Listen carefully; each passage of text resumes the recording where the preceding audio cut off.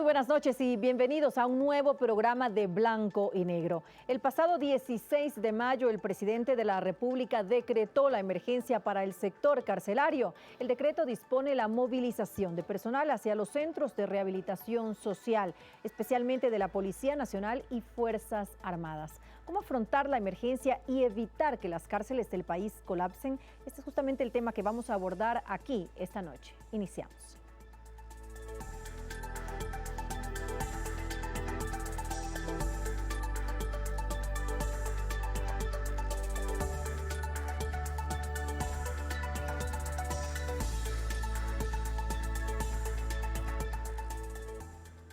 La actual situación del sistema de rehabilitación social es producto de varias falencias históricas y se ha profundizado en los últimos meses, según el criterio de varios analistas consultados. Problemas como el consumo de drogas y la corrupción son parte del día a día del sistema carcelario.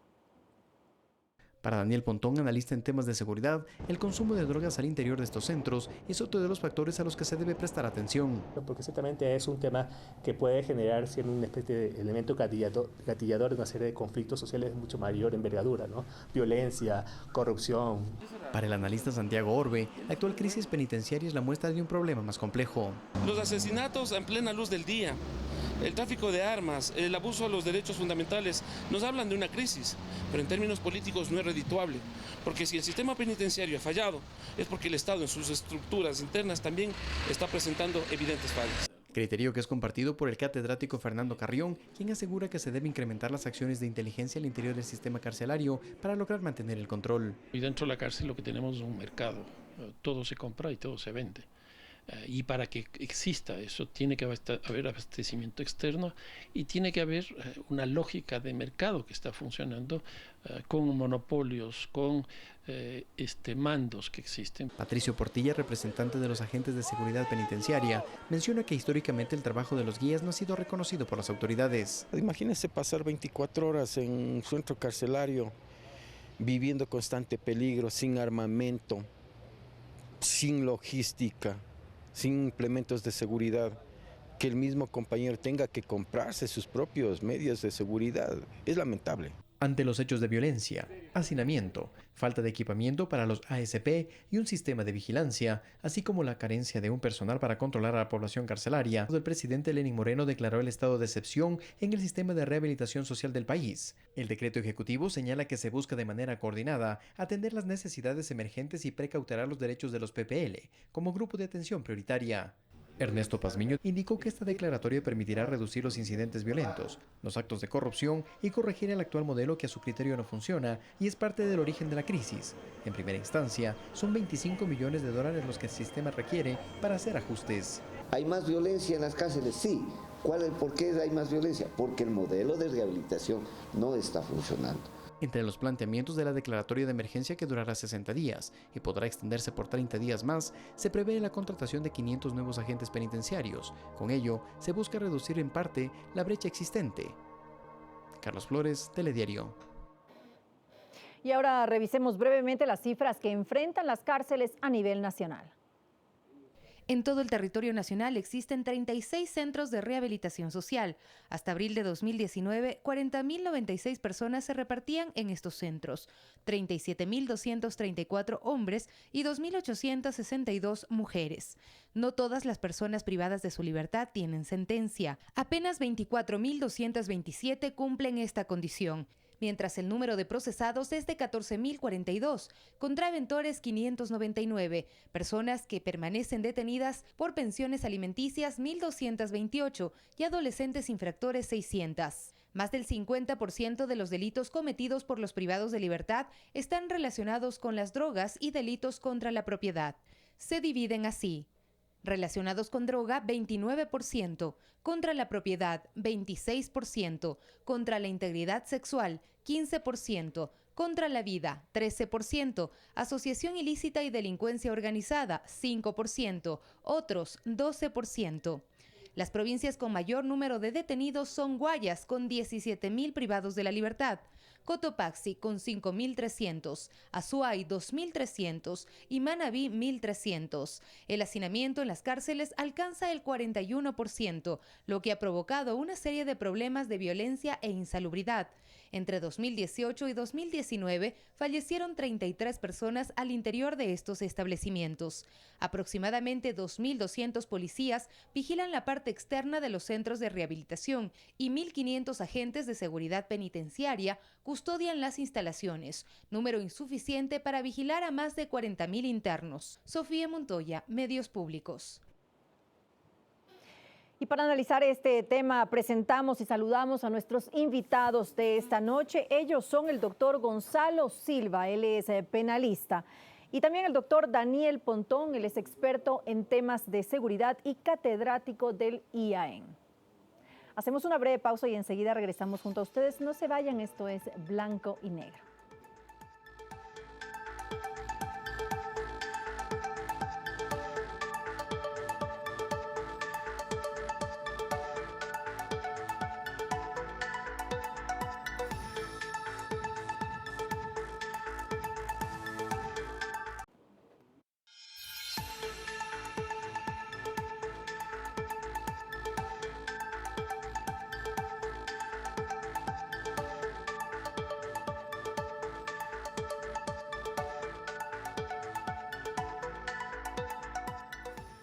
Gracias por acompañarnos. Esto es Blanco y Negro.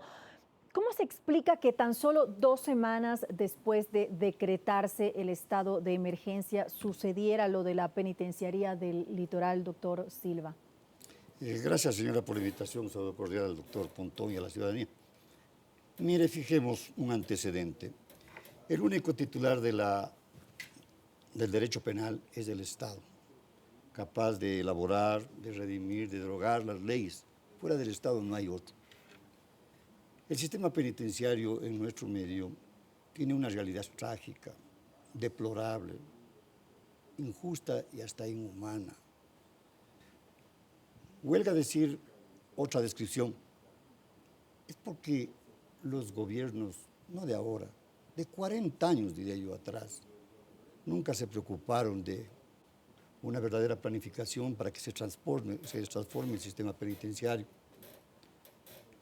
Esto ha permitido de que los centros carcelarios se conviertan en unas verdaderas escuelas del crimen, con un hacinamiento insensato, impropio de acuerdo a la modernidad,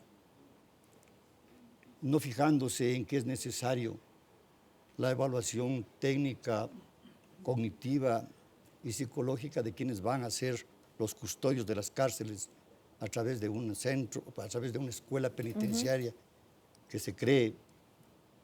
Entonces, todos estos factores han sido causales o causas suficientes para toda esta clase de desavenencias que existen en el problema penitenciario. Pero respondiendo a mi pregunta concretamente, ¿por qué después de 2 semanas, cuando justamente se dio este decreto de emergencia con el fin de mantener el orden y prevenir estos acontecimientos de violencia extrema en las cárceles, qué no se hizo bien para que después de 2 semanas ocurriera esto, cuando recién estaba habilitado? Porque es tan difícil controlar de forma inmediata al ser humano.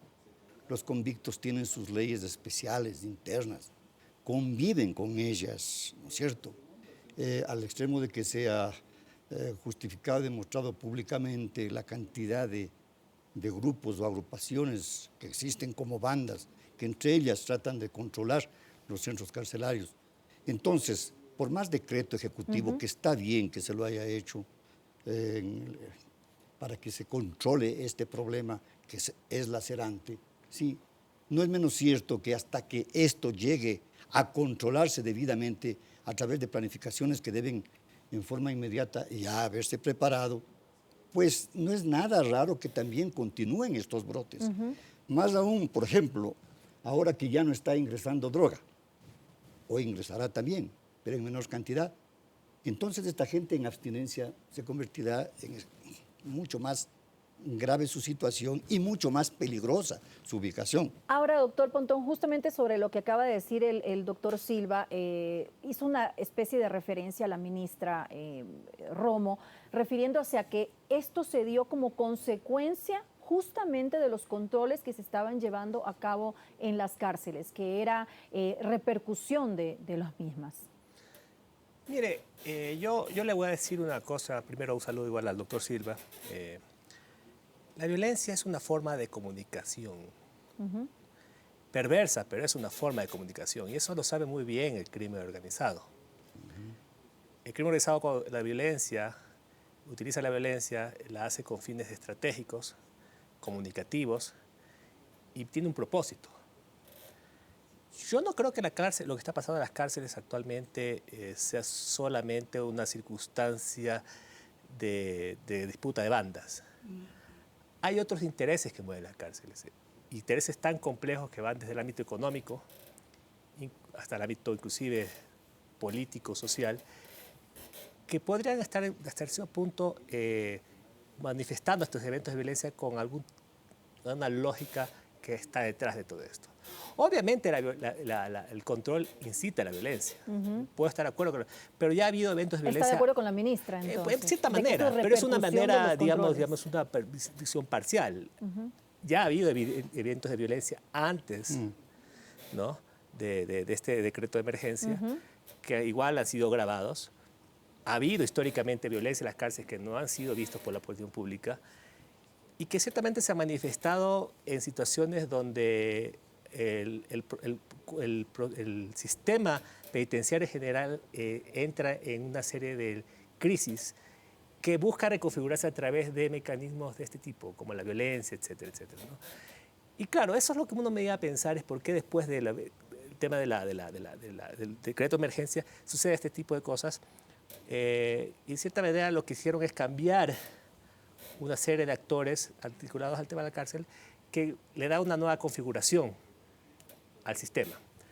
Voy a hacerlo muy, digamos, comparativo con el año pasado con el tema de la frontera, ¿no? El evento de los periodistas cambió muchas cosas en la frontera, cambió leyes, cambió ministros, cambió lógicas de cooperación, etc. Y eso creo que en cierta manera podríamos extrapolarlo para analizar el tema de las cárceles. Y personalmente yo creo que actualmente los temas de violencia se van a aplacar, no sé si van a desaparecer por un momento, y posiblemente el futuro, con otro tipo de medidas que empiecen a tener efecto en el futuro, vamos a tener otro tipo de crisis, porque la crisis es el común en el tema penitenciario, ¿sí?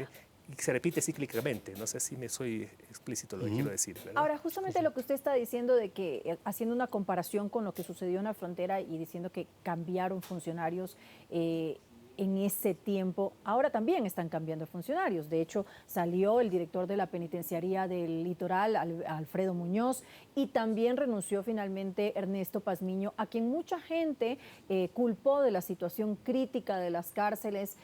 Pero ¿esto es suficiente para que haya realmente algún cambio, doctor Silva? Mire, señora, mientras no exista una planificación estratégica y metodológica para el manejo del sistema no van a haber carcelario, cambios. Por más que le cambien a uno o le pongan al otro, seguirá.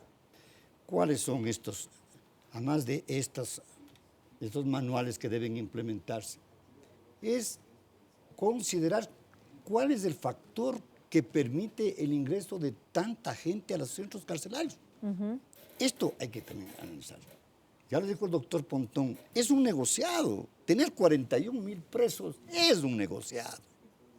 A sabiendas de que cada preso, más o menos, cuesta entre 500 y 700 ¿Pero dólares es un negociado mensuales. para quién? Para quienes se encargan, comenzaré hablando, desde los caterings. Beneficiarse con un contrato de 41,000 presos es un buen negociado. Los implementos son 40 que se millones al año, ¿no? Lo que se destina en comida, según tengo 40,000 por 500 son 20, son 240 millones de dólares al año. 240 millones Por favor. al año. Cuando se podría implementar internamente a través de los mismos señores que están cumpliendo sus penas o están internos en los centros carcelarios, lo que antes existía. ¿Sí? Que ellos mismos sean los que se preparen la comida a través de economatos, de beneficio para todos ellos. Esa es una forma de educar a la gente, ¿no es cierto? y no estar simplemente viendo que ingresan más y más personas. Estamos ahorita con 41. Y si no cambian 3 o 4 leyes, a 4 o 6 meses estaremos con 42, 43, 44 mil. Esto va a ser insostenible por más decretos de emergencia o de excepción que se dicten. ¿Podríamos pensar a futuro en cárceles que de alguna forma pudieran ser autosustentables? Es decir, que pudieran en parte pagarse los gastos y que además cumplieran un doble propósito, porque además se mantendrían ocupados a los reos que estuvieran en las cárceles. A ver, a mí me gusta diferenciar entre lo que es un sistema penitenciario per se, el sistema y lo que es el sistema de rehabilitación social, que confluyen. Es el mismo paso, pero son dos lógicas distintas. El sistema penitenciario viene de pena, son de castigos, mecanismos de control, ¿sí? El sistema de rehabilitación social implica la reinserción, la rehabilitación de esa persona a la sociedad. Ese es el fin de la cárcel. Entonces confluyen al mismo tema. Creo que el problema es que, bueno, y lo sostengo ya mucho en otras entrevistas, es que el Estado adolece mucho de una dirección estratégica de qué se quiere. Aquí el problema es que se empiezan a meter una serie de actores que tienen ciertos intereses. A mí me preocupa mucho que detrás de este tema carcelario y en un contexto complejo financiero como lo que tiene el Ecuador, se les ocurra al Ecuador la errática idea de privatizar el sistema penitenciario. Porque, claro, lo privado te resuelve el sistema de recursos, pero no te resuelve un problema que es mucho más complejo. ¿No sería adecuado privatizarlo? Yo no creo que sería adecuado porque básicamente es beneficiar a unos actores de un sistema que es perverso. ¿Qué les favorecería a un sistema privado mañana? Que se aumente la población penitenciaria. O sea, que ahorita ya no sea de 41.000 personas, sino sea de 60.000 personas, o sea, de 70.000 personas. Y este es un sistema que... La cárcel tiene múltiples aristas de conexión con la sociedad en general. Lastimosamente la sociedad se desentiende de las cárceles, pero usted no entiende idea la dimensión que tiene el sistema penitenciario. Es un reflejo. Es un reflejo, pero también tiene múltiples implicaciones con el entramado social. Y más allá de solucionar un problema de gestión de recursos, lo que podría generar es una situación de un drama social que puede ser que no tiene precedente en el país. Entonces, ahí hay algo que hay que pensar desde el punto de vista estratégico. Y una de las medidas es diseñar una política criminal que atenúa este frenesí punitivo. Nuestro sistema penal, y lo vengo repitiendo muchas veces, es una fábrica de presos. Perdón que le digas presos, porque ya no se usa presos, pero bueno, vulgarmente se le dice presos, ¿sí? Y con esas lógicas, ¿ya?, nosotros mañana estamos dando paso a una crisis muchísimo mayor del sistema penitenciario y que si el Ecuador no pone un punto en orden en este tema, que ojo, esto no da votos, yo siempre también lo he repetido, vamos a llegar a situaciones lamentables, ¿sí? En este gobierno, en este periodo de gobierno, el sistema penitenciario creció de 36.000 desde el año 2007 a cerca de 45.000 PPLs más. Hay un sistema que estuvo instalado, que triplicó el sistema carcelario. Entonces, no sé si el actual gobierno se ha dado cuenta de la dimensión del problema que nos estamos metiendo, ¿no? Y en 2 años tenemos una campaña electoral donde básicamente la discusión va a estar articulada a temas como la delincuencia, el tema de los sistemas penitenciarios. Seguramente se le ocurrirá a alguien decir, bueno, yo voy a construir una nueva infraestructura carcelaria que empezará a duplicar la capacidad carcelaria y empezará de nuevo el tipo de problema, ¿no?, que tenemos actualmente, ¿no? ¿Qué hacer, doctor Silva, frente a esto? Ya lo dijo también la Defensoría del Pueblo justamente en esta investigación que hizo y que ya en el mes de febrero recomendó que se declarara emergencia por lo que habían visto, los resultados de su investigación, pero ya dijeron ellos que justamente el hacinamiento, una de las causas del hacinamiento era el excesivo uso de la prisión preventiva. Entonces estamos con el Código Orgánico Integral Penal. Sí, casi se ha duplicado el número de internos, porque por todo se dicta pues, medidas cautelares de prisión preventiva, con un sentimiento negativo de fiscales y jueces que se creen tan hedonistas, que son ellos, sí, un caso típico de una patología social, ¿no? Entonces, ¿cómo esto tratar de solucionar? Ya dijimos la escuela carcelaria, para que ingresen gente preparada. Hoy que tenemos el dinero, que el señor presidente a través de los dos decretos ejecutivos, pues ordena que el Ministerio de Finanzas conceda estos dineros, es suficiente para la creación de una escuela penitenciaria. para que en 4 o 6 meses, aprovechando de una planificación a corto, mediano y largo plazo, ya tengamos una escuela penitenciaria.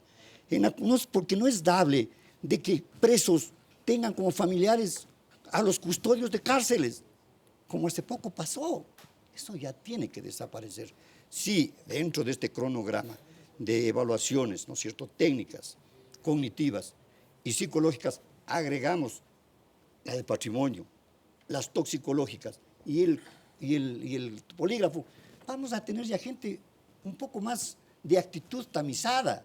Mire, por el otro lado, a su preocupación, de que el preso no tiene que estar vago, no tiene que estar allí vegetando. Sí, ellos también claman con cómo laborar. Son seres humanos, no son un arsenal de inertes, no, señor. Entonces hay que pensar en un código de internos penitenciarios, en donde se aprecien deberes, derechos y obligaciones de cada uno de los internos. Y ahí vamos a tener este sistema de trabajo. O sea, para que el trabajo que ellos, que en forma alguna va a perjudicar a la industria nacional, no, ni tampoco a la sociedad, más bien se van a sentir mucho más equilibrados y tranquilos. ¿Por qué? Porque trabajando el preso o el convicto, pues va a tener dineros, no solamente para que el Estado ya no le mantenga, sino para que además parte de este ingreso, pues sostenga a su familia, ayuden de alguna manera a su familia. Porque el descalabro social de los familiares es terrible y eso es para analizarlo por horas. Y viene a más de eso el pago, parte a las víctimas y si algo queda, pues para ahorros. Entonces, estos planes se pueden ejecutar. Lo que no existe es política criminal, es lo que se refería el doctor Pontón y con tanta exactitud. ¿Qué es lo principal en lo que se debería pensar incluso en este momento? Exacto. Ya planificar, proyectar a futuro. A corto, mediano y largo plazo. A ver, ya sabemos del diagnóstico. Perfecto. Entonces, ahora vamos, ¿cuáles son las actividades que vamos a en este plazo? 3 meses, 6 meses. ¿Cuál es el objetivo que vamos a obtener? Fijémonos 2, 3 y 4 y se acabó el asunto. Pero también coordinemos el cómo comenzamos a evitar que las gentes ingresen a los centros carcelarios. No es dable de que exista un Código Orgánico Integral Penal que prácticamente ha duplicado, señora, el número de internos en 5 años de vigencia. Ahora, estamos hablando que la solución debe ser integral, pero definitivamente lo primero que debe solucionarse es el tema de seguridad en las cárceles. Si no se soluciona ese tema primero, no podemos pasar a lo demás. Yo creo que las políticas o digamos, las medidas que se han tomado recientemente, como la emergencia carcelaria, abocan a eso, ¿no? Yo creo que el Estado, y ratifico que creo que es acertado que el Estado vuelva a retomar el control de las cárceles. Tal cual veníamos manejando el sistema, al parecer el Estado había perdido el control y eso es simbólicamente muy fuerte para un Estado. Decir eso, ¿no? ¿Y ustedes están de acuerdo, por ejemplo, en la participación, en el rol que están asumiendo las Fuerzas Armadas y también la Policía Nacional, que de hecho en el segundo decreto queda establecido justamente cuál es la competencia de cada una de estas instituciones? Mire, en el tema de la Policía Nacional, digamos, ellos siempre han estado por fuera del sistema penitenciario en los exteriores. Actualmente ha aumentado y no sé si que lo que ha hecho es aumentar el numérico de controles el externo. El problema está en el interno, ¿sí?, de la cárcel. El problema tenemos ahorita la escuela de las guías penitenciarias, el tema de los guías penitenciarios que son numéricamente muy bajo, sin ningún tipo digamos, de instrumento que le permita un adecuado control al interno del sistema penitenciario. Y yo creo que hacia allá debe dirigirse el tema. Las medidas de que la policía deba avanzar los controles, no estoy de acuerdo, pero también hay otras medidas que son un poco más económicas, que es el uso de la tecnología, ¿no? La tecnología ayuda mucho más que tenerse en guardias. Por ejemplo, el tema de evitar que entreguen armas de fuego, cuchillos, etcétera, el tema de la droga, ni hablar. O sea, hay mecanismos que inclusive le permite al Estado mantener un control mucho más efectivo. Pero claro, el tema de las Fuerzas Armadas, que ellos están controlando el perímetro un poco más externo, ¿no? El primer filtro, digamos, podría ayudar, pero usted no se olvide que aquí estamos hablando con gente que de alguna otra forma ha hecho de la cárcel una medida de subsistencia. La cárcel para ellos es un mecanismo de sobrevivencia. Claro. Y cuando uno busca sobrevivir en un sistema tan adverso, se adecua y busca nuevas estrategias, ¿no? Entonces ahí es donde también lo que se impone, ratifico, es la necesidad de tener un sistema de inteligencia importante, ¿no?, dentro de las instituciones como la Policía Nacional, etcétera, que le permite un poco entender las dinámicas criminales que se manejan alrededor de las cárceles, sin con eso de llevar a excesos, ¿no? Excesos que terminen deshumanizando la vida de los internos, ¿no? Entonces hay que buscar equilibrios importantes, pero obviamente mantener el control es la prioridad. Ahora, ¿qué resulta más preocupante? ¿El deficiente control que puede existir al momento o la corrupción? Bueno, si es que no existe control, la corrupción continuará. Los decretos ejecutivos... Me refiero a los guardias de seguridad eso específicamente. Sí. Yo creo que muchos de ellos no que se han deberían visto estar involucrados. cuidando a los presos, sino cumpliendo penas de cárceles, muchos de ellos. Entonces, los decretos ejecutivos están bien, pero yo creo o considero de que parte de estos dineros que el gobierno nacional está entregando debería implementarse en forma inmediata la adquisición de escáneres y también de monitores, ¿no es cierto?, para los centros carcelarios de mayor población atenta a la población demográfica, me refiero. Y de esa manera evitaríamos, ¿no es cierto?, también ultraje a las personas, tanto mujeres como varones, de que se le cachee, de que le revisen, Esto también no está bien. Si estamos viviendo una época tecnológica, lo menos que podemos es acudir a estos sistemas. Igual, no sabemos cuántos vehículos ingresan diariamente a los centros carcelarios para abastecer la alimentación de los internos. ¿Quién controla eso? ¿Acaso las Fuerzas Armadas con su pequeño equipo? No, hay que buscar un escáner general, grande, que permita la visibilidad, o que se avisore lo que se lleva internamente en los vehículos, porque de esa manera controlando, y además del control externo que está haciendo Fuerzas Armadas, que inclusive ahora les cachean hasta los mismos policías, ¿por qué será entonces a los demás también? Bueno, ahora de hecho se va a prestar mayor atención justamente a las 4 cárceles más importantes, que son la de Cuenca, que es Turi, que es también la Tacunga, está la de Litoral, obviamente, y está la de Manta, si no me equivoco, ¿no? Entre las 4. Rodeo. El rodeo, exactamente. Sí. Son las 4 las que se les está prestando mayor atención y justamente se ha movilizado a agentes del orden para que vayan a 2.600, creo que han acudido a prestar sus servicios ahí. Entonces, no sé si también se ha hablado de adquirir equipos como cámaras de vigilancia, que también hace falta. Se ha hablado también de algunos equipos de rayos X. Eso es bueno que nos digan, para que la Contraloría ingrese de forma inmediata, porque no debe hacer que se vayan a gastar la plata. Esto es inmoral. Son 25 millones de dólares nuestros que el señor presidente, a través del decreto ejecutivo, está disponiendo para cubrir parte de la emergencia. O sea, debe haber transparencia absoluta. Pero por supuesto, más todavía. Entonces hay que pensar en todos estos antecedentes para llegar a mejores objetivos. Doctor Pontón. Sí, bueno, yo sostengo, la emergencia es necesaria, adolecemos una crisis múltiples sentidos, pero obviamente esto nos puede llevar también a creer que haciendo arreglos pequeños ya amortiguamos el tema. Yo no creo que va por ahí, yo creo que hay que pensar mucho más allá. Lastimosamente, yo siempre tengo una reflexión al nivel del sistema penitenciario. El sistema penitenciario es el último, digamos, recóndito de del ámbito de la esfera estatal. Digamos, la gente no le importa tanto eso porque al final de cuentas dice, ese centro está hecho para los pecadores y está bien que vivan el infierno entre la tierra porque al final cometieron algún tipo de acto. Es decir, ¿no? La sociedad deshumaniza. Sí, hay una tendencia a eso, hasta que no tenemos algún familiar cercano. Ese es el problema, ¿no? Pero por ejemplo la sociedad se entiende. Por eso es que vemos el infiernillo, ¿no? Somos insensibles ante la realidad que pueden vivir ellos. Yo creo que ese es un tema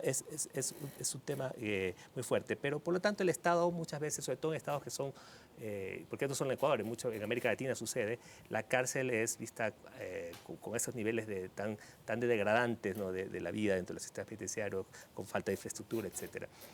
Pero lastimosamente es una expresión mucho de las crisis. Cuando una sociedad empieza a entrar en crisis, lo primero que se empieza a reflejar es el sistema penitenciario. Entonces, eso es un tema, un aviso, que hay que verlo de una manera un poco más holística, ¿no? Holísticamente. Entonces, yo creo que hay que darle una dimensión mucho más integral al problema penitenciario. Y yo repito, es necesario que el Ecuador plantee una adecuada política criminal, porque con los niveles que llevamos, Ya habrá algunos que dirán, Ecuador tiene un promedio que está por debajo de América Latina, esta lógica comparada que es a veces hasta torpe, digamos, por decirlo así. Diríamos, no estamos tan mal, pero como estamos creciendo, las cosas es peligrosa. Entonces yo creo que el Ecuador necesita una adecuada política criminal que nos permite esta excesiva capacidad del sistema penal del uso de las cárceles con mecanismos de control social sobre la delincuencia. Y hay un tema interesante, ¿no? Yo una vez hice un monitoreo sobre todo en delitos de drogas, ¿no? Y delitos contra la propiedad, robos, etc. El 80% de las personas detenidas en flagrancia tiene una probabilidad de ir con prisión preventiva, ¿no? O sea, los jueces, eso demuestra que los jueces lo primero que hacen es el uso de recurso penal como para deberían buscar entonces medidas alternativas. Que otro tipo de medidas alternativas. O sea, ¿Cómo cuáles? Lo que se ha venido discutiendo, primero todo lo que es el desarrollo de todo lo que es la estrategia de prevención ex ante, ¿no? Que se llama en temas de seguridad ciudadana, que es básicamente que el delito se lo puede prevenir a través de otro tipo de mecanismos de control que no son evidentemente penales. Y dentro del sistema penal hay mecanismos... ¿Qué mecanismos, doctor Silva? A ver, la mínima intervención penal, por ejemplo, que está en la Constitución de la República y el Código Orgánico Integral Penal. ¿Por qué todo a la cárcel? ¿Por qué si una persona se roba un televisor que cuesta $1000, ¿por qué tiene que mandarle 5 años a la cárcel? Si en un año está ya más de lo normal pagado ese hombre. Entonces pensemos que el derecho penal moderno debe ser aplicado, que es restrictivo de determinados derechos, por supuesto, que es punitivo. Nadie va a desconocer un derecho penal sin punición, no puede existir, pero sobre todo reparatorio. Entonces nos encontramos que, de acuerdo a la Constitución, solo se rehabilita quien está sentenciado. ¿Cuándo? No hay procesos, no hay programas. Pensemos en esto. Pensemos en que varias disposiciones legales se pueden descriminalizar o decriminalizar. En forma inmediata, en transcurso de 1 mes, 2 meses, estamos ya, pero dentro de este plan.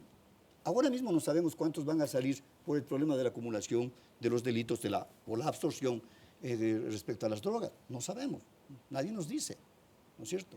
Como tampoco sabemos cuántas causas se van a archivar y cuántos detenidos o privados de la libertad van a salir ya libres. ¿Por qué? Porque se dictó en la Corte Constitucional una resolución sobre la receptación o lo que se conoce públicamente como cachinería. No sabemos cuántos. Entonces pensar en que no hay necesidad de mandarles a la cárcel a todos los contraventores de policía ni de tránsito, claro que algunos deberían quedarse, sí, pero no todos. El promedio de ingresos son entre 500 y 600 mensuales.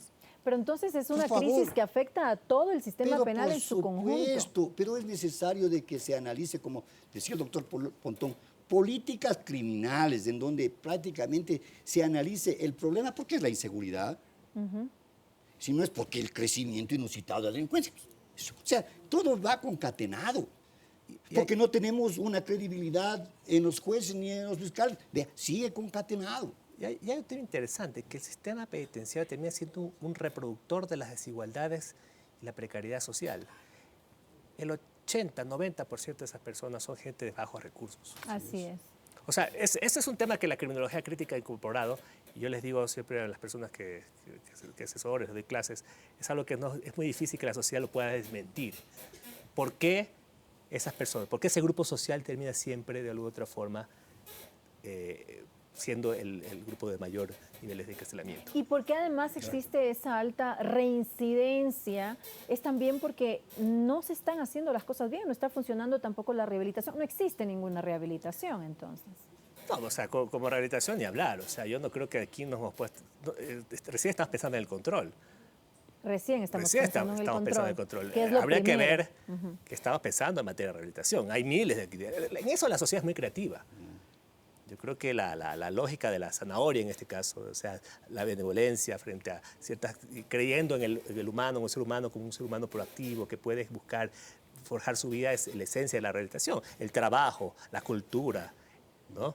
Qué sé yo, pues la misma religión puede ayudar. Sí, ¿sí? Son mecanismos, ideas no van a faltar, ¿no? Que le permita que las personas se sientan mucho más empoderados con su vida, que no sea visto, porque el problema aquí es que se reproduce. Cuando una persona es vista como delincuente, es vista con la peor escoria, pues esa es la lógica de la teoría del etiquetamiento, pues él será siendo de escoria, ¿no?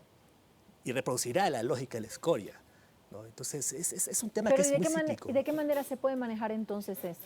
A ver, debemos pensar de que las leyes que se preparen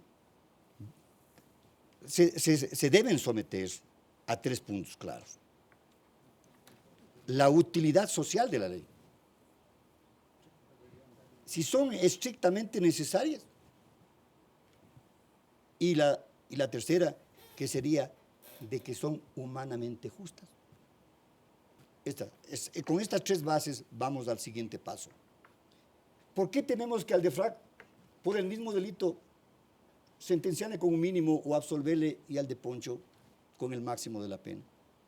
Mayor ¿Acaso igualdad no entendemos en las un sentencias? poquito que la escuela positivista, cuyo representante y máximo exponente fue Ferri, en su manual y varios libros sobre la peligrosidad, decía, el juez tiene que ser implacable con el delito mayor, pero tiene que ser humano, tiene que ser clemente con el que comete menores delitos. ¿Cómo puede entenderse, señora, que a una persona que se lleva millones de dólares le pongan 3 años, mientras a un pobre funcionario público que por aves circunstancias se llevó o se disipó o abusó $5,000 le pongan 8 años? Y de estos ejemplos hay muchos, señora. Entonces, mientras no tengamos el criterio sobre la proporcionalidad entre los delitos y las penas, ¿de qué ha servido tantos libros que se han escrito sobre estos temas? Entonces hay que manualizar, ¿no es cierto? Hay que higienizar, así mismo como las cárceles, darles agua. Hay que higienizar también la función judicial. ¿Qué tan importante es la decisión que se ha tomado de separar a los PPL según una clasificación acorde a los delitos por los cuales han sido condenados? Porque si estamos hablando justamente de derechos, de resguardar su integridad en las cárceles, también tenemos que separarlos, es lo más lógico, porque en las cárceles aplica la ley del más fuerte. A ver, yo le digo, y me sorprende abiertamente que esto se esté dando, porque justamente el sistema penitenciario que se creó, el modelo, por lo menos arquitectónico penitenciario que se creó en esta última década, con las cárceles del Turi, La Tacunga y en Guayaquil, son justamente cárceles que están pensados con esa lógica de separar poblaciones de acuerdo al perfil de riesgo. Ese es un modelo muy estadounidense. Que no se haya implementado eso me parece un despropósito, que nunca, esa cárcel lo que le interesó fue la maqueta. No había una política penitenciaria detrás de eso. Que ahorita estamos pensando en eso, me parece que estamos bastante tarde, ¿no? Porque esas cárceles son hechas para eso, ¿no? Ahora, es adecuado, obviamente. Usted no puede juntar criminales, violadores con contraventores de tránsito. Es absurdo. O con gente que no paga pensiones alimenticias. O sea, eso es el absurdo más importante, ¿no? Ahora, otro problema que nos podemos estar enfrentando aquí es que por lo general la sociedad tiende a pensar que las cárceles no son sistemas de rehabilitación, sino son sistemas de contenedores sociales. Entonces, la sociedad cada vez nos lleva más, la opinión pública, este frenesí por el miedo al delito, etc. Es miedo a la propia seguridad también. Pero también es también siendo miedo al prójimo, al diferente y a sí mismo. Hay reflexiones muy profundas respecto a lo que impacta en el sistema penal, pero lastimosamente el sistema penal obedece a este tipo de lógicas que el sistema penitenciario es un reflejo de eso. O sea, que hay que también hacer transformaciones culturales muy profundas, ¿no? El sistema, las tomas de decisiones también obedecen, en política pública también tiene que apuntar allá, ¿no? Pero ¿y eso es posible? ¿Es posible reeducar a la gente para que tenga una percepción distinta? Sin planes, no.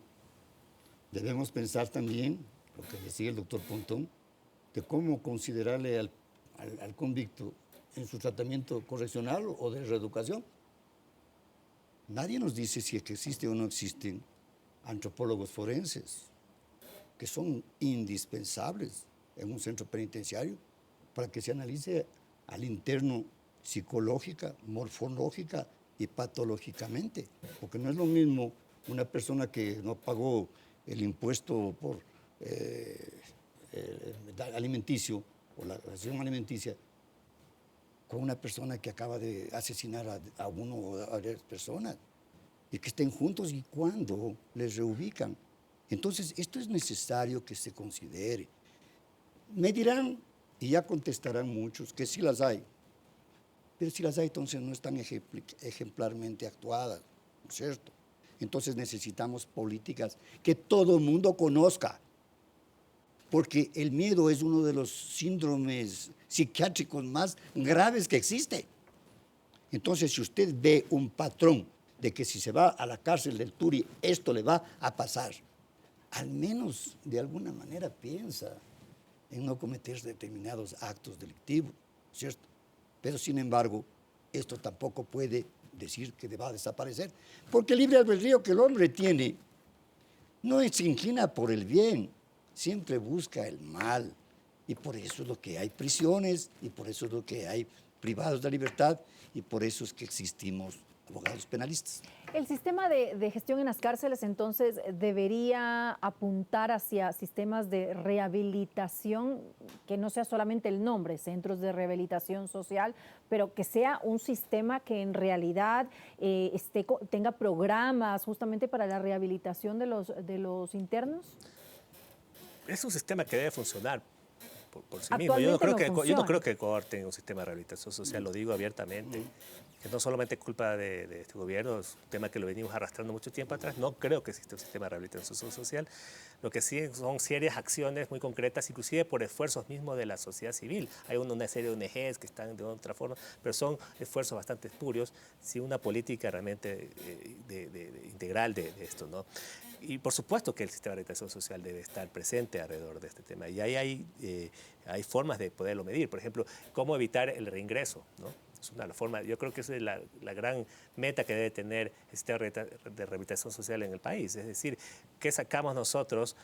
Tenía una persona que a lo largo de 2 meses esa persona va a volver a ingresar y después va a hacer segundo de cuenta y contumaz. Esa sería la medición, además, de claro, cómo está funcionando.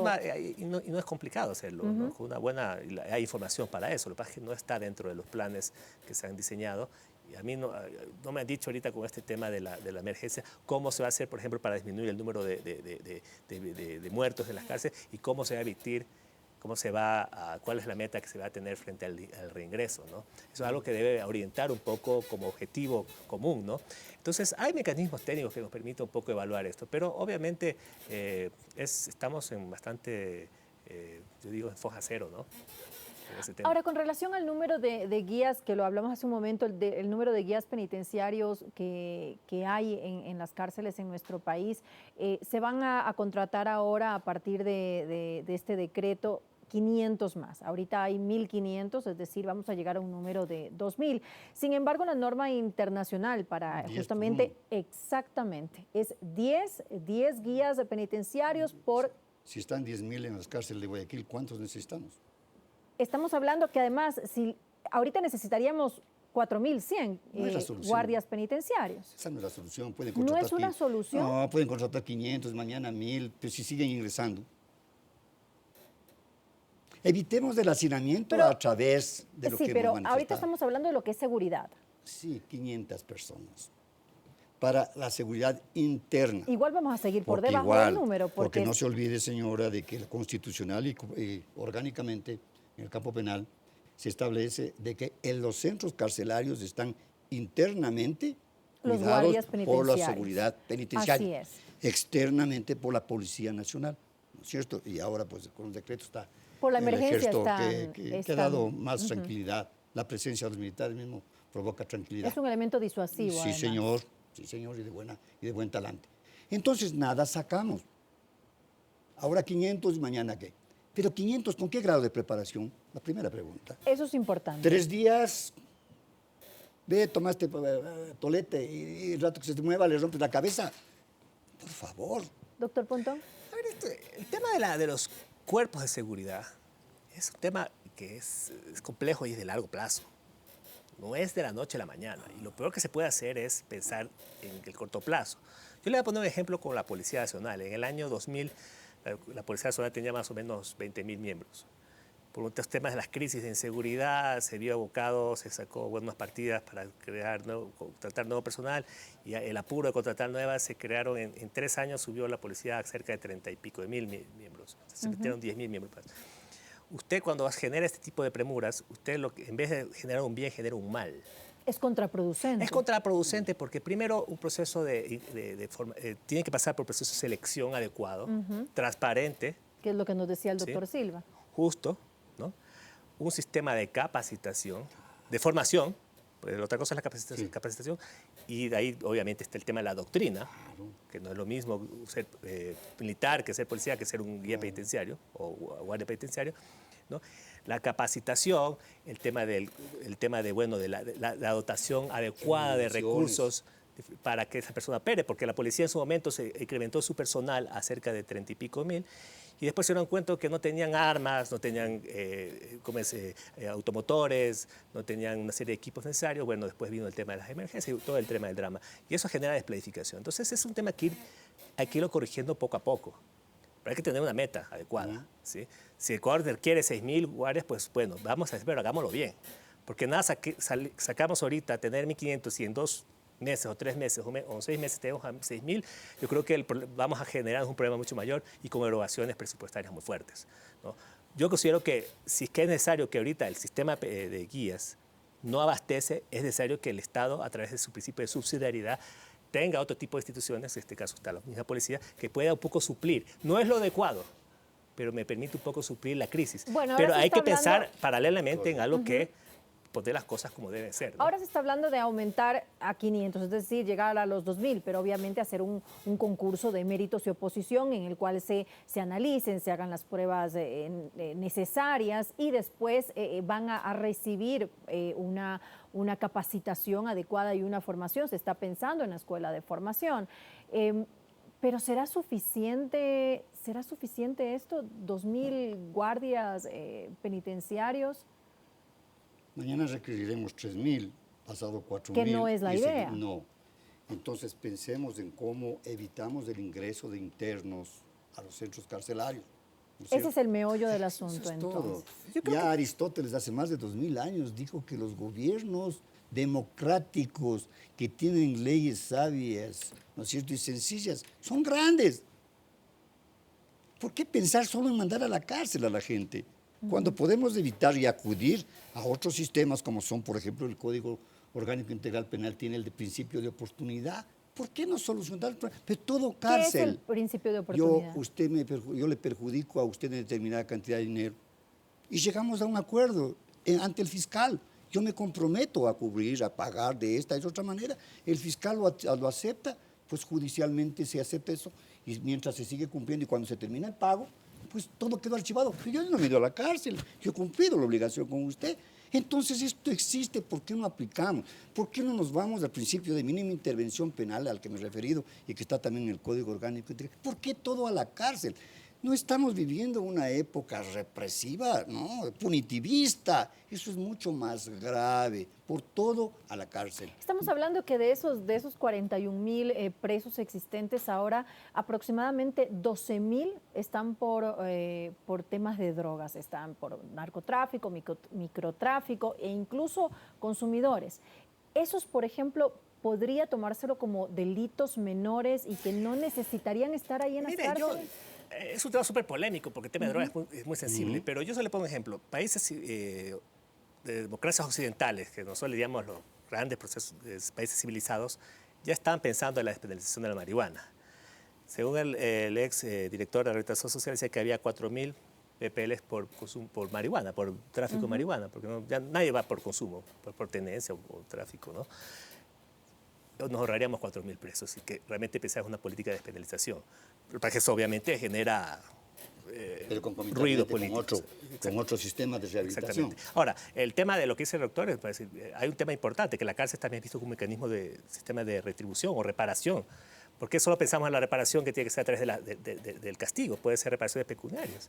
O sea, sí, una persona puede de alguna otra forma... servicio a la sociedad. Servicio a la sociedad. Que sería que está también contemplado. Exactamente. Si el principio de reparación se lo tiene como cabal, hay que pensar en una función mucho más integral del tema, ¿no? Entonces, hay mecanismos de atenuar este frenesí político. Quieren aplicar. Sí. Y lastimosamente no eso políticas. no votó. Y ahí también tenemos que hacer un mea culpa. Mucha gente busca la reparación. Por ejemplo, voy a decir algo que suena terriblemente complejo. lo que pasa con el tema de la violencia intrafamiliar. Muchas veces hay gente que obviamente el femicidio es un tema terrible, pero hay violencias que son comunes y que de pronto necesitan algún tipo de sanción, pero abusar eso con el tema penitenciario me parece una locura. El tema, por ejemplo, de los apremios, del apremio. Cuando el apremio es cuando se está atrasado en las pensiones alimenticias. Hay tema económico para que la gente arreglar. Sí, lo entienda. Usted mete preso a una persona, pierde todo. Pierde el niño, pierde la persona que se no queda sin tiene trabajo, sentido. pierde la sociedad, porque obviamente Exacto. no tiene sentido. Entonces hay que tener una acción mucho más racionalista con respecto Bueno, a nos este tema. quedamos con eso, hacemos una breve pausa y enseguida continuamos junto a ustedes. No se vayan, esto es Blanco y Negro. Regresamos con las conclusiones.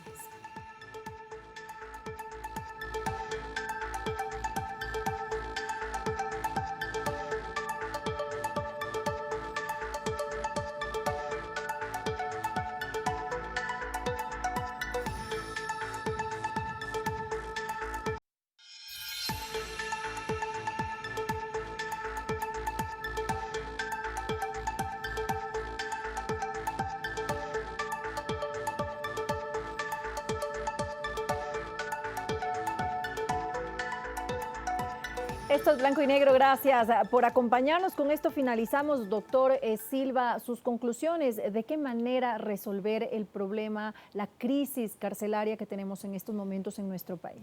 Es general. Aquí tenemos que pensar en que las instituciones, tanto la Fiscalía como la Administración de Justicia, deben tener sus leyes orgánicas especiales. ¿Y cómo esto se consigue? A través de la Constitución de 1998. Así de fácil. Entonces, allí los fiscales tendrán a su gente, ellos, lo que ahora la señora ministra fiscal no puede designar ni a un conserje, tendrá ya su propio manual de designaciones, igual la Administración de Justicia. Entonces, cada uno colaborando en esta situación. Pensar también en que, yo hace 15 años escribí de la descentralización de los centros carcelarios, para que se maneje, si el Estado no ha podido hacerlo, manejen los municipios, a prorrata de que el Estado recupere los dineros y entregue sus partes a los municipios. Y vamos a tener mejor control, ¿no es cierto? Hasta en índice, hasta en políticas penitenciarias. Esto es bueno pensar, dejo como premisa este antecedente. Muy bien, doctor Pontón. Sí, es interesante. Yo creo que hay algo que se nos escapó en el debate aquí, es que nos han focalizado en tres realmente. Bueno, ahorita salió el tema del rodeo, pero tenemos 36 centros penitenciarios que nadie les toma en cuenta. Y son realmente centros, el infierno en la tierra. ¿Sí? Y habrá que pensar qué vamos a hacer con eso, porque la modernización fue trunca. Solo se pensó en ampliar el sistema penitenciario en 4 centros y lo demás se dejó. Ahorita estamos hablando ya de recuperar otra vez el penal García Moreno, lo cual me parece una locura, un retroceso y un despropósito total, ¿no? Equivocado. Equivocado, porque el sistema de rehabilitación social, el penal García Moreno fue creado en el siglo XIX, ¿sí? Fue, creo que, un sobrediagnóstico, es un centro que ya no cumple los requisitos para ser un centro penitenciario en temas de control, temas humanitarios, etc. Y volver a eso creo que es una medida desesperada. Pero le reabrieron la cárcel de mujeres del Inca. Sí, pero... Están como 1000 y pico. Sí. Pero en todo caso, me parece que lo que yo siempre trato de recomendar es que hay que mirar mucho más allá de la coyuntura. Es necesario realmente abocarse a una política criminal que le dé herramientas a lo que realmente se necesita, una adecuada política penitenciaria y sobre todo una adecuada política de rehabilitación social, que es lo que yo creo que el país no ha tenido históricamente, ¿no? Y que es lo más importante. Es lo más importante, ¿no?